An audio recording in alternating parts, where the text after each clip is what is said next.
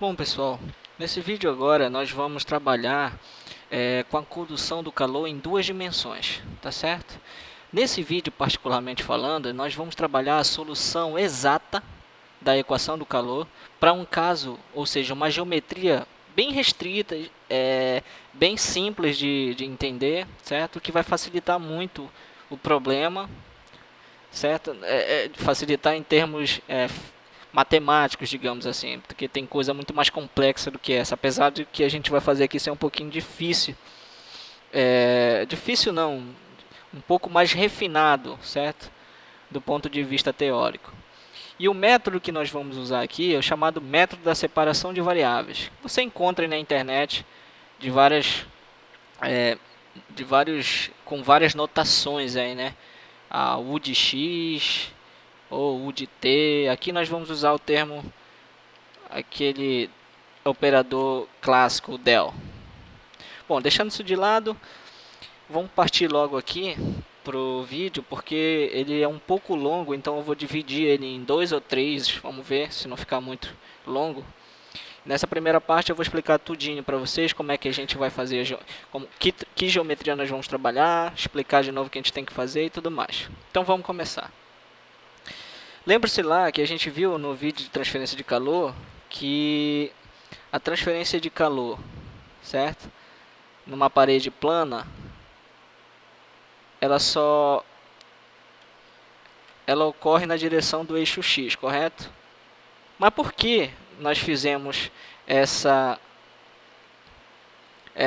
apelação física para resolver aquele problema? Justamente porque a gente considerou que a transferência, ou seja, o gradiente de temperatura, certo? O gradiente de temperatura na direção y, ele é irrelevante se comparado com a dimensão x. Por isso nós vimos lá que a transferência de calor para esse caso é bem simples de resolver, né? E ela é sempre uma reta com inclinação k. A inclinação, na verdade, é justamente aquele gradiente de temperatura. Tá certo?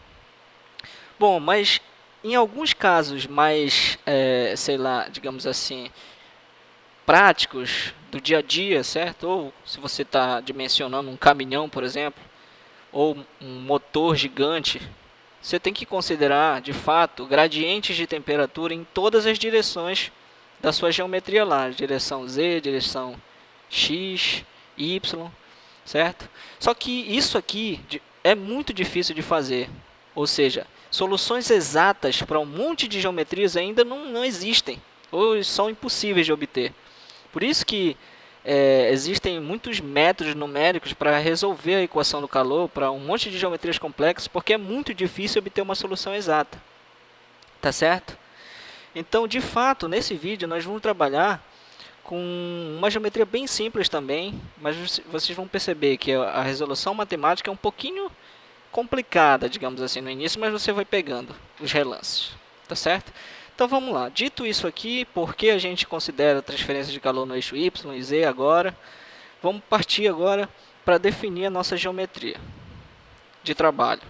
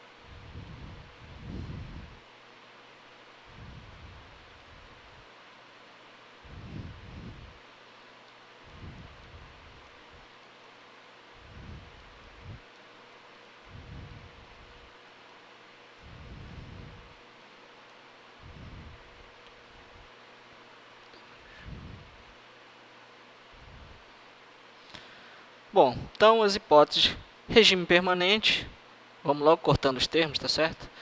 Se nós estamos considerando regime permanente ou regime estacionário, como vocês queiram, os termos relacionados ao tempo, certo? As propriedades. Isso aqui, regime permanente, quer dizer que as propriedades do problema, elas não mudam com o tempo, elas são uniformes, certo? Propriedades da natureza aqui nesse caso. Então, olha lá, a temperatura é uma propriedade, regime permanente não varia com o tempo, então esse termo da equação é zero. Não existe geração de energia nesse problema aqui, tá? Não está acontecendo geração interna de energia, então esse termo também aqui é zero.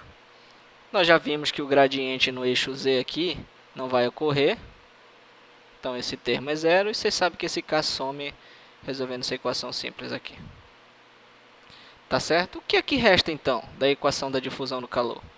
Resta somente essa equação que a gente chama de uma EDP de segunda ordem. Certo? Se você já fez o curso, né, de EDP, você sabe muito bem essa nomenclatura toda aqui, tudo mais. Então, essa aqui é a nossa equação de trabalho. Fazendo uma analogia com o vídeo sobre condução em uma dimensão, lembra lá que nós chegamos a d quadrado t dx quadrado igual a zero. Isso aqui se reduziu a uma derivada ordinária, correto? Que era muito simples de resolver. O que acontece agora é que essa simplicidade vai embora, justamente pelo fato da teoria das EDPs ser um pouquinho mais complexa do que das EDOs, correto? E nós vamos ver isso aqui passo a passo, tá certo? Só que olha só, antes de começar a trabalhar essa equação diferencial aqui, a gente vai manipular a álgebra dela, certo? A álgebra dela com base numa modificação bem superficial, digamos assim, mas que vai ajudar muito, você vai ver. O que é que eu estou dizendo? Eu estou dizendo que nós vamos definir uma nova variável θ, vamos definir, tá certo? De tal forma que ela seja o t menos t1 sobre t2 menos t1.